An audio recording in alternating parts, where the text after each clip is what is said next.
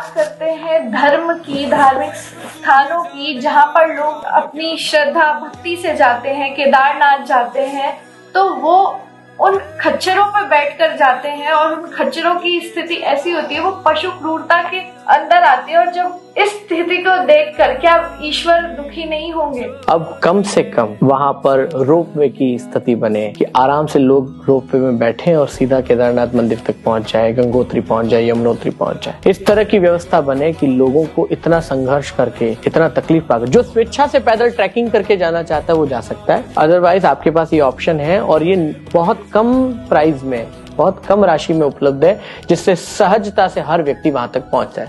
तो मशीनरी के जमाने में जानवरों के साथ ऐसा उत्पीड़न बिल्कुल ठीक नहीं है। प्रकृति निश्चित तौर पे दुखी होती है। लेकिन दूसरी बात, अगर वैकल्पिक व्यवस्था को अभी तक बनाए रखना है, माना कि अभी तक इतना भारत अभी भी कई समस्याओं से जूझ रहा है, तो हो सकता है 10 साल, 15 साल, 20 साल और लग जाए ऐसी व्यवस्था बनने में। तो कम से कम ऐसे जीव जंतुओं के साथ जो माल ढोने का कार्य किया जा रहा है, उसकी समय सीमा तय की जाए। वहां पर इस तरह की योजना बनाए कि एक जीव 4 घंटे या 3 घंटे या 6 घंटे से अधिक इस तरह का कोई कार्य ना करे। एक स्थान से 4 घंटे तक या 3 घंटे तक वो जीव किसी को ढोकर के ले जाए, उसके बाद वहां से दूसरे जीव पर बैठ करके फिर वो यात्रा चले। एक ही जीव पर इतनी लंबी लंबी यात्राएं करना, ये कहीं ना कहीं से शोषण है। तो अभी इस शोषण को, इस उत्पीड़न को, इस क्रूरता को कम किया जा सकता है जब तक वैकल्पिक व्यवस्था न बने। तेरे सामने है झुका, मेरे सर पे हाथ रख तेरा।